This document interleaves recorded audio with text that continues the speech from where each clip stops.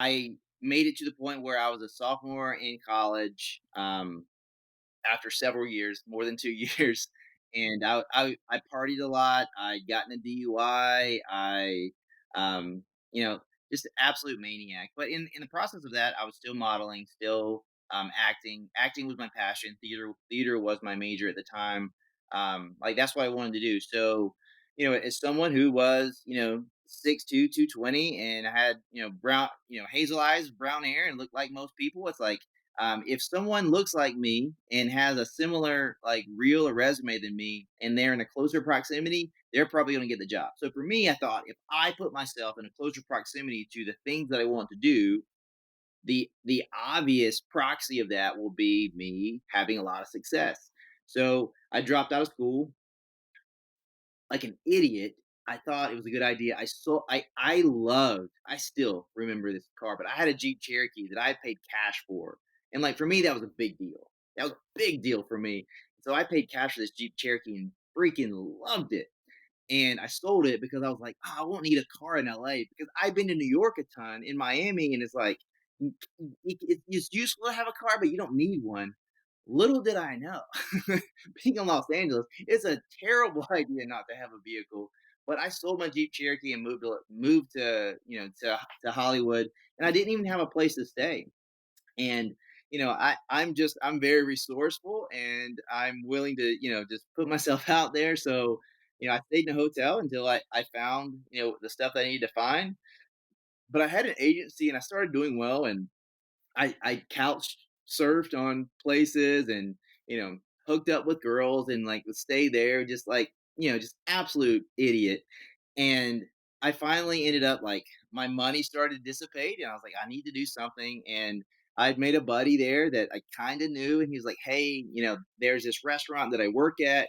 I make really good money. If you wanted to do something, just kind of you know like most people do when they live in Hollywood. It's like, yes, you are this, you are, pursuing this, but to Yeah.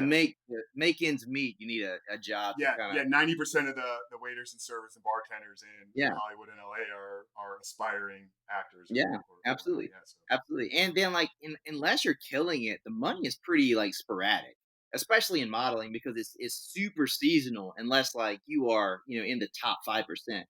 But but yeah, I mean, I had an agent and I was working, but like again, like absolute moron. Like that would if I would like did a few like runway shows and would make 20 grand, I would spend 25. I was like absolute moron. But I started working at this steakhouse that my buddy, his name's Khalil, and he hooked me up with this job.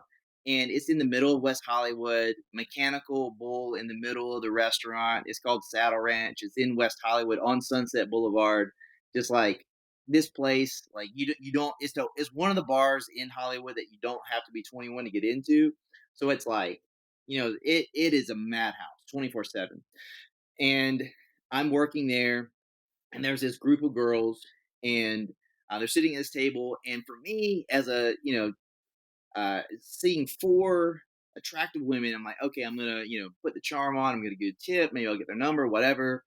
Um, and I go to talk to them, and they're like, "Man, have you ever considered acting?" I was like, "This is awesome because they probably know someone because like that's how my mind works. It's like I'm all about relationships. It's like, gosh, they know a director or maybe they're working on a project and they can get me an introduction because at the end of the day, it's like it's great to have representation, but really like who you know or who you know and who they know, like that is your segue into so many things in that genre.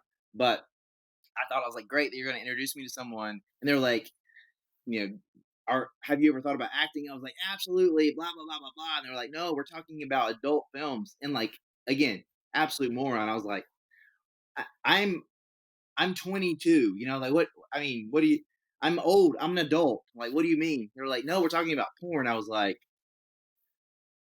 what? I mean, I've seen it, and like in that moment, it was almost like Superman was sitting at a table. And what I mean by that was pornography was never real to me. Like I'd seen it, like I'd watched it like on the computer, and I've seen magazines and stuff like that, but like not like a huge consumer of it. But I was like, this is a real thing. So what are you asking me? Like, what do you mean? Like, have I thought about doing it? They're like, well, we all do it, and we would love to introduce you to our agent. I was like, an agent? Okay, sure, yeah. And like really, like I said yes to it, but I never really intended on following through with it. Even if I met like the guy or whatever, I was really just trying to like hang out with the girls, and they weren't even there. And they just said, "Hey, meet this guy at this place, this whatever." And I was thinking I was going to go to like this sketchy hotel, and this guy was going to be sitting on the edge of the bed, picking lint out of his belly button, and I was going to get into a fist fight. Like that's what I was prepared for. And I get to this place in Studio City that's adjacent from Universal Studios, and it's this giant complex. And I walk into this private garage, and there's like, all these cars that I've only seen in magazines in this garage. And I go up this elevator, and then I walk down this hallway, and there's these like plaques of all these like famous like porn stars on the wall. And then I walk into this office, and there was this like gigantic desk, and there's this guy sitting on the other side of it in a three-piece suit with a double Windsor tie. He's got an English accent, and he asked me a few questions, and he really spoke to every insecurity that I had. He just asked me, why did I move out there? Where am I from? What are my goals? And what do I want to do with my life? And he's like, I can make you famous. You want to act. The porn industry is actually transitioning into this production where we are parodying all these movies. And man, with acting experience, and there's not a ton of good looking guys, like if you can do it, you will be a star. You will make all this money, and you'll be a famous actor. And again, I'm like, that sounds great. I'm not gonna do that.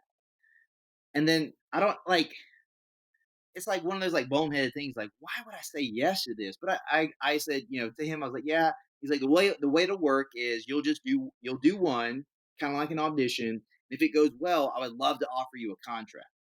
And I was like, whatever, didn't really think much about it. And as I left, I'm like, I'm not gonna do that. And then I get this phone call like soon after that. He's like, "Hey, so we need to send you to this standardized testing facility, and they'll pull a urine and a blood sample, and we do all the testing at the same place so that we can control like as many variables as possible, so that we have a consistent piece of data." And I was like, "Sure, like sounds great." It's like I've been very promiscuous my entire life, and I've never been tested. It's like probably a great idea.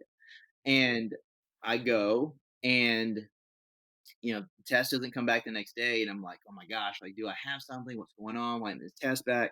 But then I kind of like get this feeling in my gut. It's like, man, this is an opportunity not to do this. I probably should do this. And then the next day comes, and he's like, hey, we still want you to come. Are you still good to do the scene? And I was like, I guess. And then I go. And again, like the whole time I'm like, I'm not gonna do this. I shouldn't do this. I'm still gonna do it. And I don't remember the thought process of why I was justifying it, but just like there was this the whole time. Okay, I'm gonna do this anyway. And then I go to the studio, and again I get there, and I'm expecting one thing. I'm expecting to get a camcorder, and it's like, here, go in this room with this girl. And I get there, and there's catering and assistants, and there's camera A, camera B. There's someone like going around like with BTS. There's legit lighting. There's all this stuff going on. There's an AD on set. It's just like there's art director and catering. What's going on? Like this is legit.